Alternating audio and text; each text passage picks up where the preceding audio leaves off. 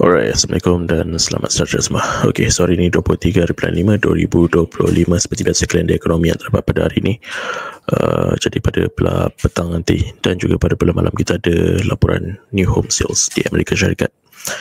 Dan berita ini sebenarnya tidaklah begitu penting bagi saya, tetapi ianya mungkin akan menggerakkan pasaran dengan lebih volatile pada malam nanti. Dan saya lebih suka untuk fokus kepada long term punya view, iaitu fundamental yang lebih penting berbanding daripada jumlah jualan rumah setiap bulan ni. Okay, so this is just a short term punya news yang mungkin akan bergerakkan pasaran secara volatile untuk tempoh jangka masa singkat saja. Jadi untuk USD JPY buat masa kini terus menunjukkan aliran menurun dipengaruhi oleh beberapa faktor daripada sudut fundamental dan juga teknikal yang menguatkan nilai yen berbanding daripada dolar Amerika Syarikat. Dan kalau kita lihat daripada sudut fundamental, inflasi Jepun telah pun meningkat dan data terbaru menunjukkan inflasi teras di Jepun meningkat kepada 3.5% pada bulan April, tertinggi dalam lebih 2 tahun. So kenaikan ini juga yang didorong oleh peningkatan harga makanan melebihi jangkaan pasaran dan mengekalkan tekanan ke atas Bank of Japan ataupun BOJ untuk mempertimbangkan kenaikan kadar faedah menjelang tahun ini. So yang kedua adalah kenaikan hasil bond kerajaan Jepun. Hasil bond jangka masa panjang Jepun melonjak ke paras tertinggi, mencerminkan kebimbangan terhadap inflasi dan juga pengurangan sokongan pasaran bond oleh BOJ. So ini juga telah pun menarik pelabur domestik kembali kepada pasaran Jepun dan mengurangkan permintaan terhadap aset asing dan memberi tekanan kepada USD JPY. Dan seterusnya perubahan dasar BOJ. So BOJ seperti mana yang kita tahu sebelum ini telah pun menghentikan program pelonggaran kuantitatif ya, dan telah pun mengetatkan dasar monetary. So menandakan perubahan daripada dasar kadar faedah rendah yang berpanjangan. So buat masa kini ini akan meningkatkan daya tarikan yen sebagai mata wang berfaedah lebih tinggi. So setiap negara yang menaikkan kadar faedah, of course it will attract pelabur untuk memasuki ke dalam cash, okay, dan invest dekat dalam mata wang tersebut. So that's why kita dapat lihat US dollar is weakened against Japanese yen currently. So daripada sudut teknikal pun sudah pun menunjukkan yang ianya didagangkan secara konsolidasi, dan buat masa kini walaupun terdapatnya kenaikan pada tempoh hari, tetapi ianya masih lagi diberi tekanan dan seterusnya telah pun menyebabkan kejatuhan lanjutan. Dan dia disokong pula oleh sentimen-sentimen semasa, terutamanya tarif, okay, dan seterusnya kenaikan kadar faedah yang mungkin akan dinaikkan oleh BOJ, dan lagi satu adalah daripada segi nilai defisit di Amerika Syarikat yang tinggi telah pun memberi tekanan lagi kepada mata wang US dollar buat masa kini berbanding daripada Japanese yen. Dan MFI buat masa kini berada di bawah paras kosong, ianya menunjukkan momentum bearish di dalam kawalan. Dan daripada sudut teknikal pula, paras harga berada di bawah 20 simple moving averages.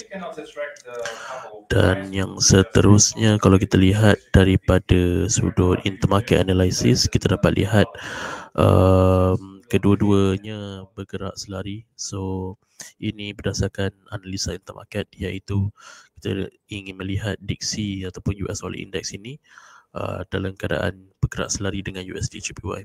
So buat masa kini ianya bergerak selari, jadi kita boleh gunakan Dixie sebagai kita punya analisa kedua untuk kita matchkan dengan main chart, okay.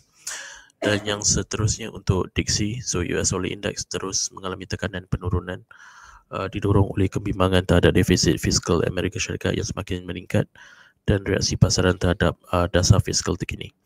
Dan yang kedua adalah peningkatan defisit fiskal, di mana Dewan Perwakilan Rakyat Amerika Syarikat meluluskan One Big Beautiful Bill yang dijangka menambah 3.8 trilion kepada hutang negara dalam dekad yang akan datang.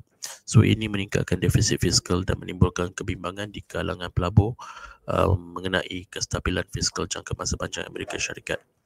Dan yang kedua adalah penurunan permintaan pelabur asing terhadap aset Amerika Syarikat. Kebimbangan terhadap defisit fiskal dan kestabilan ekonomi Amerika Syarikat telah pun menyebabkan pelabur asing mengurangkan pegangan mereka dalam aset Amerika Syarikat, dan penurunan permintaan ini memberi tekanan tambahan kepada dolar.